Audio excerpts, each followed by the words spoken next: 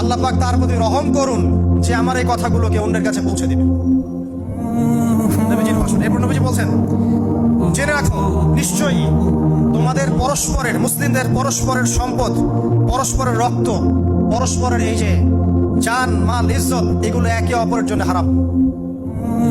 মুসলিমদের পরস্পরের রক্ত, পরস্পরের ইজ্জত সম্মান একে অপরের জন্য হারাম। এর হানি করা একে অপরের জন্য হারাম। ঠিক যেমন আজকের এই দিন হারাম, এই শহর হারাম, এই মাস হারাম। নবী করিম সাল্লাল্লাহু আলাইহি ওয়াসাল্লাম বলছিলেন, জেনে রাখো তিনটা বিষয়ে যেন তোমাদের অন্তর কখনো খেয়ানত না করে। তিনটা বিষয়ে তোমাদের অন্তর যেন কখনো খেয়ানত না করে।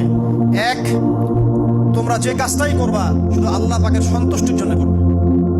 তোমরা যে কাজই করবে শুধু আল্লাহর সন্তুষ্টির জন্য করবে। তোমাদের শাসক বর্গের কল্যাণ কামনা করবে।